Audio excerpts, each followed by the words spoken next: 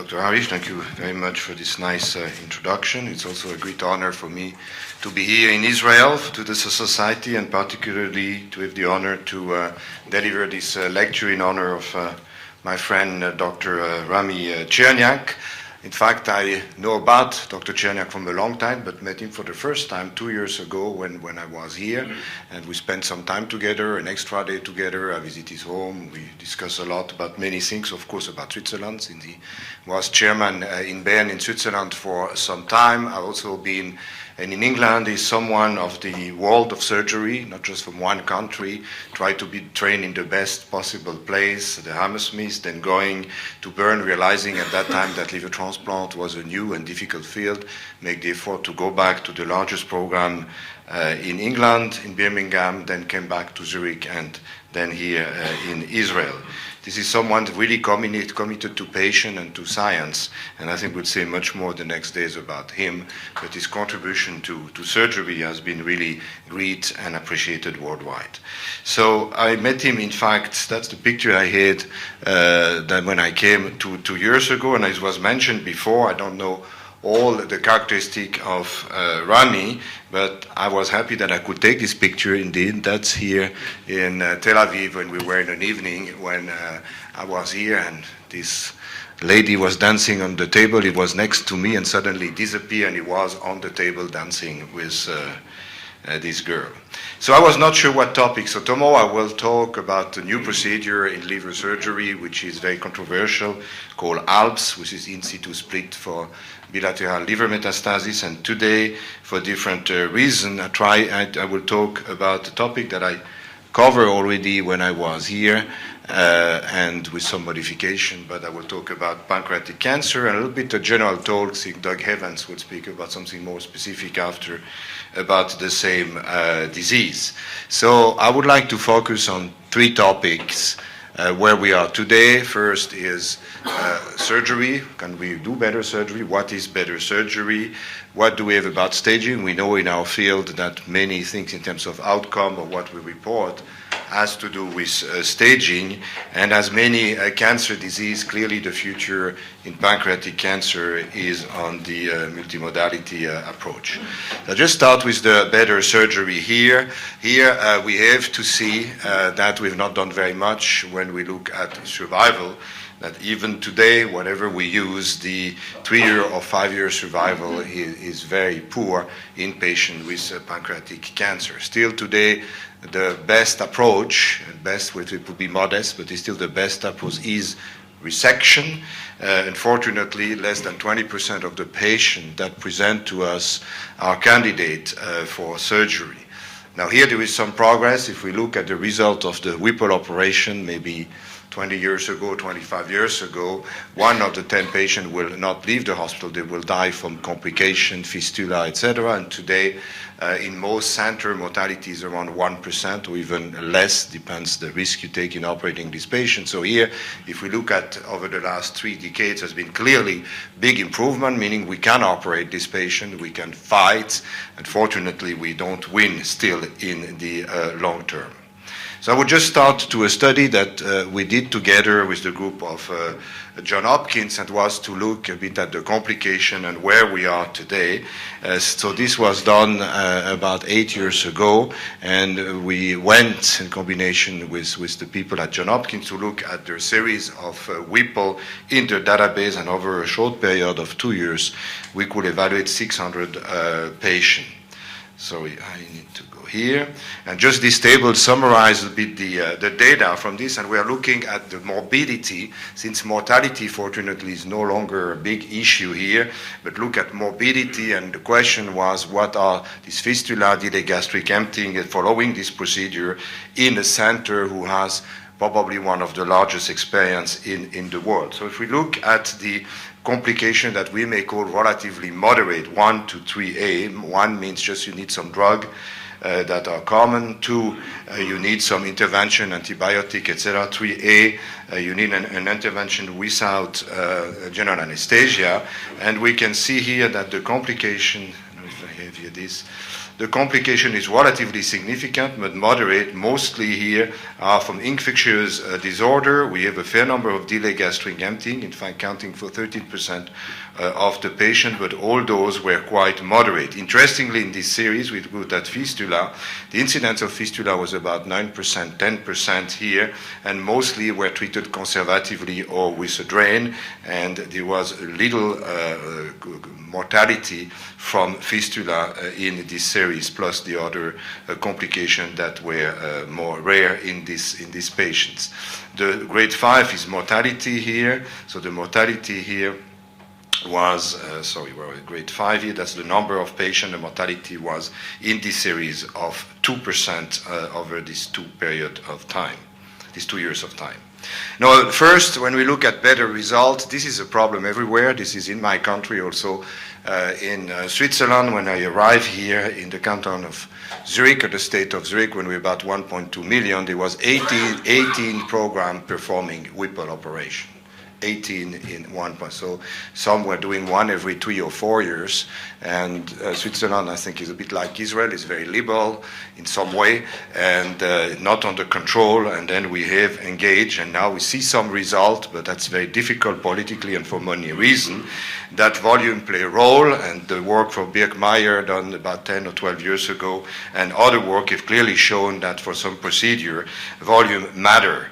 And here this is the surgeon volume and the center volume, and you can see that the worst case scenario, and that's mortality here, you have a 15-16% mortality from the surgery in this series, which was published in 2003. Clearly today the result will be better, but there's a huge difference, 3.7%. So in other words, a center who knows, is familiar with pancreas surgery, and a surgeon who do a few cases or more cases, there is a dramatic impact in terms of complication. And if we look at different procedures, the two that can come back, at least in the field of digestive surgery, are pancreatic surgery and esophagectomy. This can be looked in many angles. There's a lot of discussion what's the magnitude of this difference, but it is, and there is no doubt that this play a major role in the outcome. And if we go longer, there's a few papers, from Memorial Sloan Kettering. This is not only having complication from surgery, from that, but there is an impact. This is also pretty common sense on long-term survival. There's more chance in place when they've experienced that they will probably achieve a zero resection. And here, this is some data, quite significant. If we were studying a drug here, they would be very excited. And here is only the difference, between center with high and low volume. The cutoff is 25. So there is an impact on the long-term survival in center who do that. And I engage, which has not been too popular in Switzerland, to change this and to centralize one way or the other. And just for the government accepted, in fact, for pancreas surgery, liver surgery, esophagectomy, to change that and to have a minimum, for pancreas is minimum of 25%. Politicians were difficult to convince, they convinced, and then there is lawsuit, and who are doing the lawsuit in Switzerland are the surgeons. So surgeon and CEO of small hospital are coming and want more data. We don't have much data, and they try to challenge that. It will happen, but it will take some time that we have some center with some volume.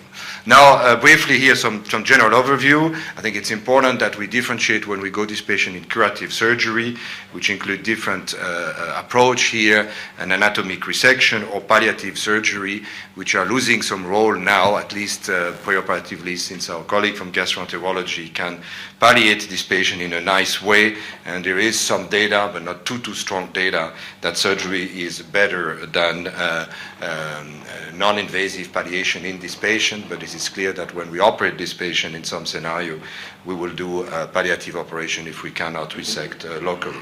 Now, what is resectable or not has changed, and there's also some variation among different centers. The relative in some centers is where the portal vein is involved, and Doug Evans will talk about vascular approach. I will just cover with a few slides here. The encasement, if it's more than 180 degrees, most will agree that it's a contraindication. There's certainly no evidence that we help patient if we go for surgery. The absolute here is, again, if it's more than 180%. If there is distant metastasis, there is also here no evidence that we help the patient, and certainly if there is parotic lymph nodes, that's also a contraindication for surgery. Now I will go relatively quickly to this technique. A lot was written on this technique 15 years ago, the pillars versus the classic or modified classical operation, where here the difference is whether you keep you keep here the entire stomach and go to the pillars, or you just here do a small resection of the stomach for the anastomosis. And here I can go relatively quickly on that because there has been really no difference between one and the other one, whether it is the decreased delay gastric emptying, more long-term survival. So here I think this is surgeon preference. There is really no argument to go one on the other one. Same result here in terms of survival. Also very shortly here, since that would be the topic for the next speaker, that we have learned, and that's where as HPB surgeons very often we are pretty comfortable going in this, because resecting a portal vein for people who are involved in liver transplant is not a big step in the operation. It can be done relatively easy, again, if it's done in a reasonable way. And we have learned here that's one of the techniques. Very often we don't even need to do a major resection. Very often also the portal vein also look like invaded, is not invaded, is not with the tumor. So I'm convinced still today that many are not resected while there is no real infiltration of the portal vein. And if there is, it could be relatively easy resected. This is some strategy and reconstruction that can be done. Here, this is one of the techniques that we described many years ago. I mean, I do relatively simple technique that we use that we can basically do a plasty of that at the end in this situation, and certainly increase the resectability of this patient. Is that worth doing it? Are we adding problems to this patient? There is not very high evidence study, of course, no randomized study, so we have to go relatively low evidence, but basically what it shows in terms of morbidity, mortality, whether or not there is resection, at least in centers who are familiar with this, there is no difference. So I think it is indeed reasonable to offer this procedure in selective patients. It increases resectability. Probably we cannot say there is no increase in morbidity, mortality. It's impossible, but not significant. But there is no randomized control trial in this, so this is still a center reference. But I think the center who should not do that should refer this patient to centers who have experience in doing this kind of surgery. A lot was done here, summarized with one side about extended lymphadenectomy. Our colleague from Japan, they like to do that in many types of cancer. They did it also for pancreatic cancer. So extended lymphadenectomy means that in a normal Whipple, you will usually between 15, 18, and 19 lymph nodes, and the extended one was 24, 25, just that we know what we talk about. And here in this meta-analysis that was done, there was no difference here in terms of survival or any advantage. We may do a better staging. It's also questionable in some way, but basically no benefit of doing extended lymphadenectomy, and I don't think that many centers go for extended lymphadenectomy the way the people. Now that's an interesting topic for those who do this surgery. When I was trained in Toronto, my chair at that time, which was in competition with Hopkins and others, explained to me that you stand in surgery if you're a bad surgeon. So if you don't know how to do surgery, you use a stent, and if you know, you never use it. So basically my Roux-en-Y living donor is that we never use a stent because I've always felt bad. Maybe it's a little bit extreme here. And when I went to Duke, I modified, I used an external stent, and there's been a few studies now whether or not we should stent. And here I will maybe give you a few slides. There is two types of stents. One is this internal stent that is let in place and will pass automatically, and there is the other one here described by different, where you go with a stent here and you can externalize. When I put this one, I externalize, but I go this way. And should we do it, should we not do it? And I will tell you our policy in Zurich. Just summarizing the data here, there's a few randomized control trial, and just try to look at this randomized control trial in a relatively critical way. I go through this slide slowly here. So with one study, Des Winter is from Johns Hopkins. He was involved, in fact, in the study that I mentioned before. So here they have the advantage with a very large volume in a short period of time to be able to do this kind of randomized trial about stents. And here basically what they have that was an internal stent that I highlighted. They use any kind of pancreas here, and the morbidity, there was no difference, and also no difference in pancreatic fistula in this study. Another study from Hong Kong with a lower sample size, but here they did external stent. Also, they did all patient, whether the pancreas was hard, soft, or whatever the size of the pancreatic duct, and here they documented a pretty significant difference in the incidence of fistula in this series. Another study was done here. That's not EU, in fact, this is in France, in Strasbourg here. That's an external stand also. Here they were a bit more selective, so data from the early 2000 came, and we found the same thing in the John Hopkins. In terms of fistula, the most significant factor is whether or not you have a solid pancreas or you have a soft pancreas. And those who do this procedure is also pretty obvious when you put your stitches in that, and the size of the pancreatic duct will be important. So here they were more selective, and they use either in soft or small diameter, and here also they find a quite significant difference between the incidence of fistula or not, whether or not it was an external stent. And another study came out recently from Japan, also not very large sample size here. Here they were just looking at the size, less than 3 millimeters here, and here again they found about a decrease by half of this fistula severity look like the same. So the conclusion here, and we revisit that, I changed that 6 months ago in our policy here. If we have, based on this data and also less evidence-based, our feeling that if we're in presence of a soft pancreas and a small bile duct, I put an external stent in this patient. Now, again, for better surgeries, also better language, and we are doing here, which was proposed by one of the pathologists from Heidelberg and others, every specimen we do, we now put this nice color to better understand where are R0, R1, and there's been some very misinformation in the literature, what is R0, R1, and depending on what you want to account, you may have a R1 of 80% or R1 of 0% here. So here I think it's important also to look later on that we can here, which that's the surgery that we do, that we will here label that, and then the pathologist can tell us exactly where is recurrence or recurrence R1 or not.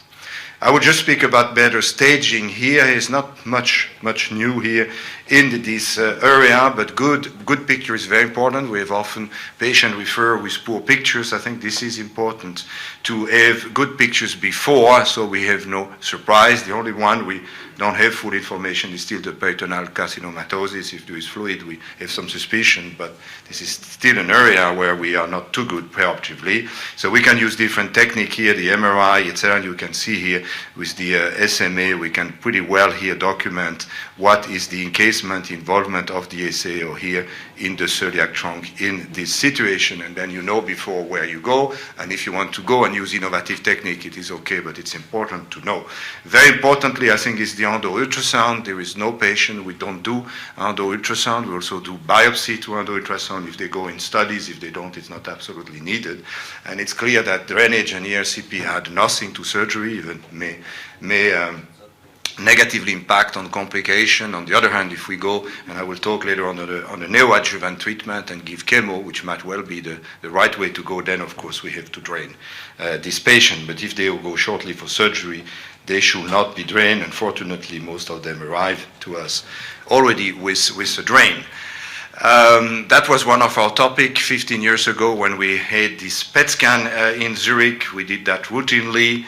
In fact, I showed this data the last time, a part of it, this data, we had a series of patients who underwent Whipple, 46, in fact, with malignant disease. That was the different incidents that we had at the end.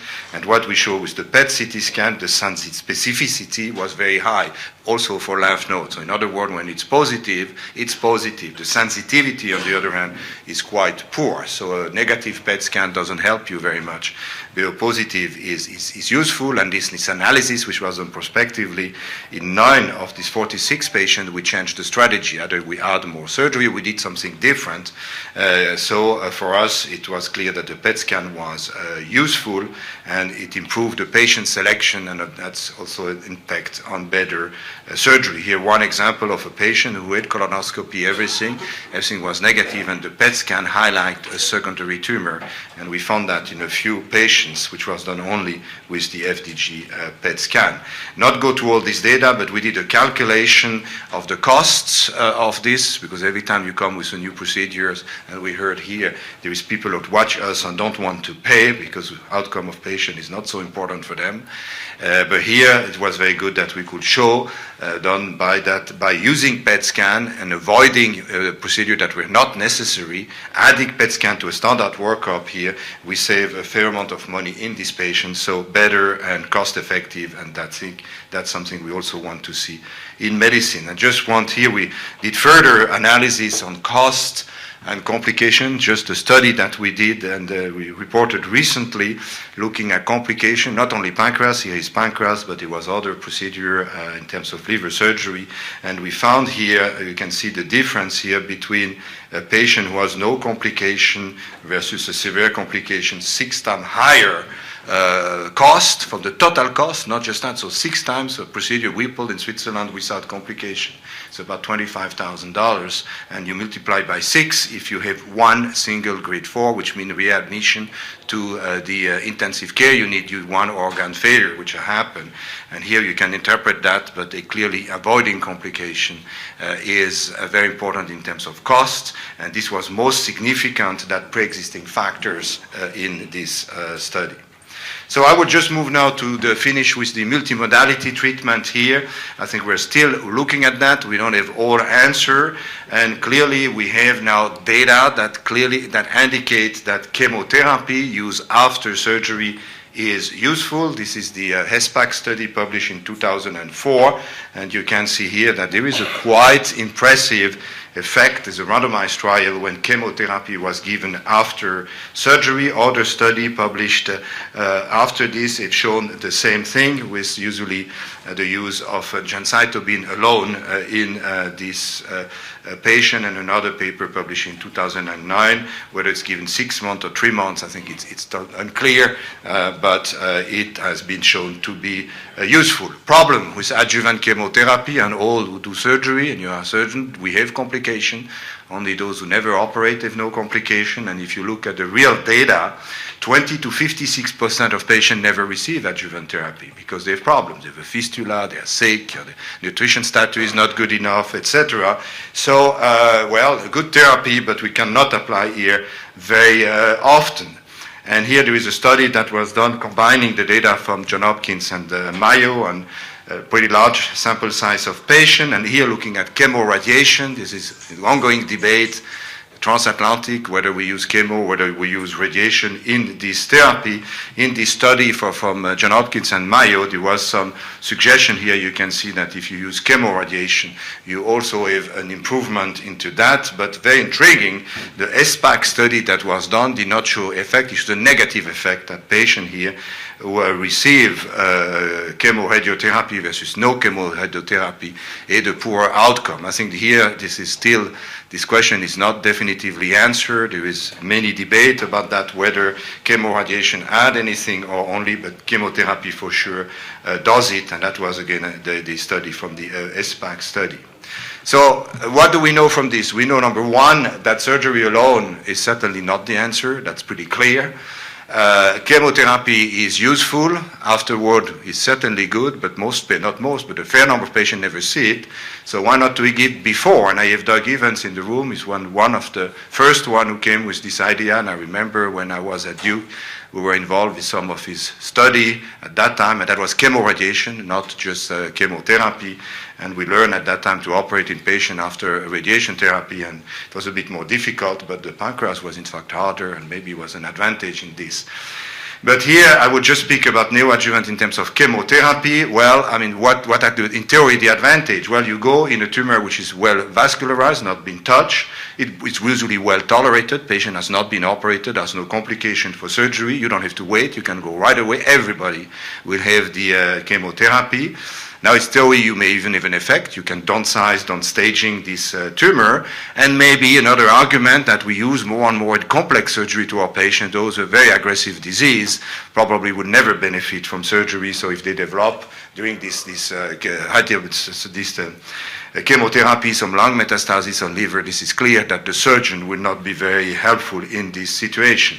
So with that in mind, we started relatively soon after Zurich a phase 2 trial about neoadjuvant therapy here, and just one, we did not many patients, but we studied them very well with a very good staging or complete staging before give this chemotherapy for 6 weeks.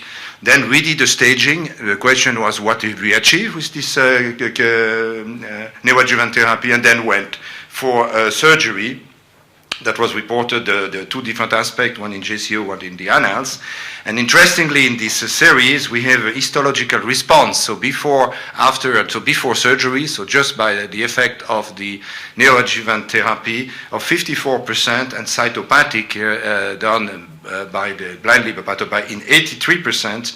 And very interestingly, the patient did better in terms of nutrition. 42% of the patient have a dramatic improvement in the nutritional status.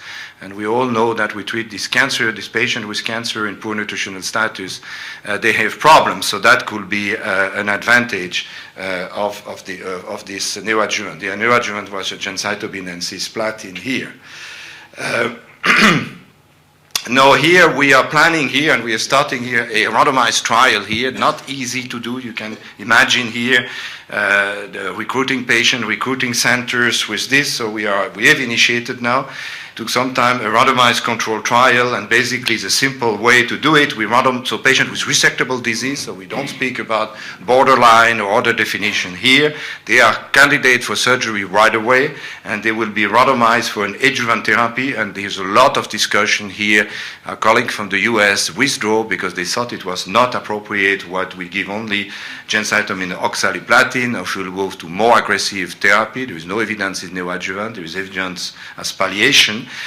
And then surgery, and then the adjuvant therapy. That's the standard therapy. They have that, or versus surgery, just the adjuvant chemotherapy with gemcitabine. And here, the inclusion criteria can go quickly. It's basically every patient who is a candidate for resection, and we exclude this on the clear basis if there is infiltration of the SMA or the celiac trunk or problem that we will not operate, we will not go for that.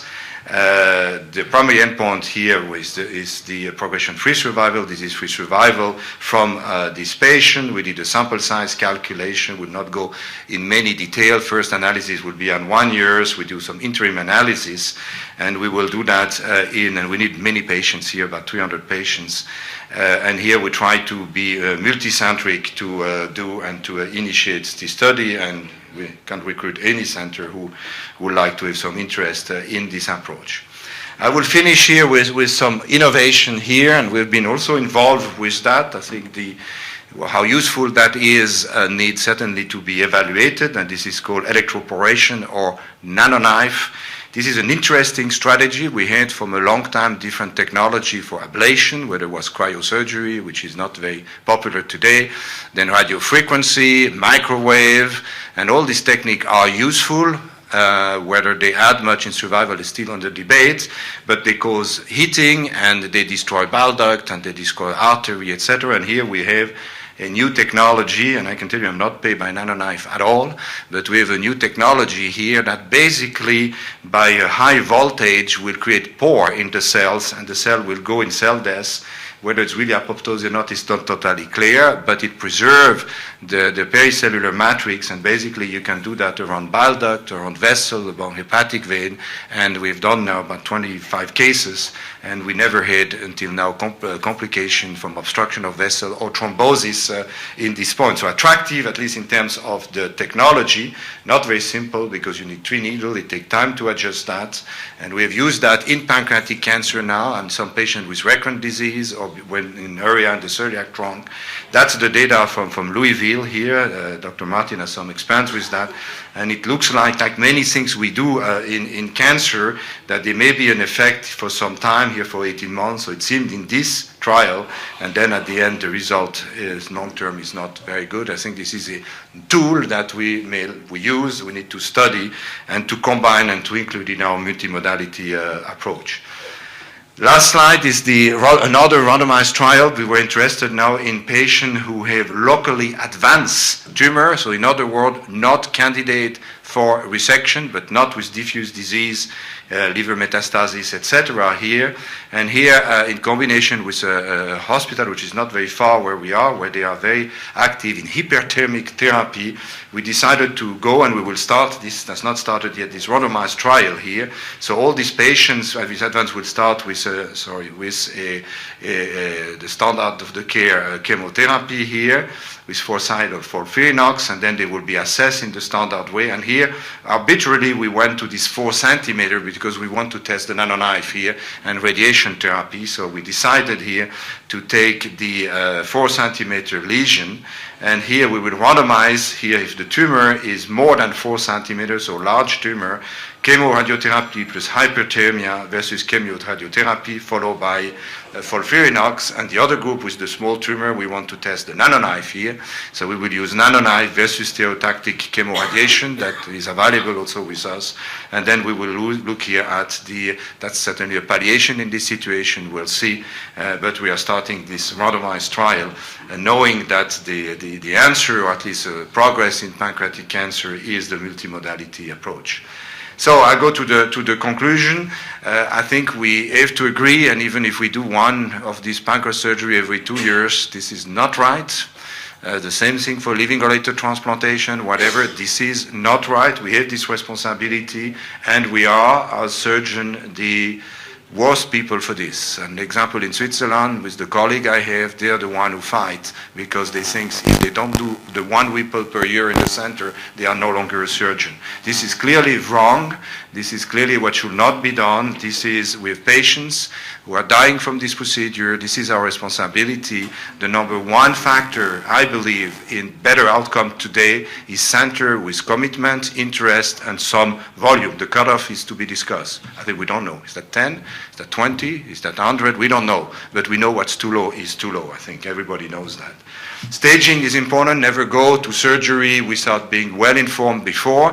When I did my fellowship in Toronto, it was different. We did not have many of these tools, and many times with peritoneal carcinomatosis. Today it's very rare that we go for surgery and cannot complete the surgery. The workup is well done. We know what we do before, and surprises are not very often. It happens, but it's not. I think this is important. And the future is multimodality treatment. If there is any way you can do studies, that's the way to go.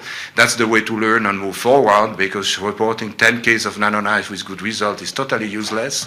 We don't know what we are doing, so it's clear that if we can enroll this patient in study, then we will make progress. The adjuvant therapy, I think, is established. I make no comment on radiation therapy. When I was at Duke, and I know in the US mostly people do that, maybe Doug Evans will give his own opinion about this topic. In Europe, the radiotherapists, they are in the conference, but usually we don't send to them as adjuvant treatment. Neoadjuvant, I'm a believer. I think this is one way. What to give, how long is a question, and we have to demonstrate that, because most surgeons, they don't like that. They want to do surgery as quickly as possible. There's some famous center in Europe, they will do surgery within 2 days when they arrive and speak very badly about neoadjuvant. I don't think it's right. And there is some new technique that I think may add for us. I just finished here with the European Hepatobiliary Association. I was here, and Rami, in fact, and I learned yesterday that he already knew the disease, presented Israel for the 2017 EHPBA, and I think it will be great for Europe, for Israel to have that. And as many things in life, the Council is always hesitating, different arguments, and it did not pass. They decided to go to Germany at that time, but it was very clear that we must go. We went once to South Africa, was a success, and Rami did a very good presentation. That was, I think, in April last year that he did that. So I really hope that you will take over and bring the European Hepatobiliary Association as soon as feasible in Israel. That's some of the activity. On the other hand, we also compete here for Switzerland for the IHPBA that we will have in 2018, and I did that with my friend and colleague from Geneva. Okay, I thank you very much for giving me the honor of presenting this lecture. Thank you.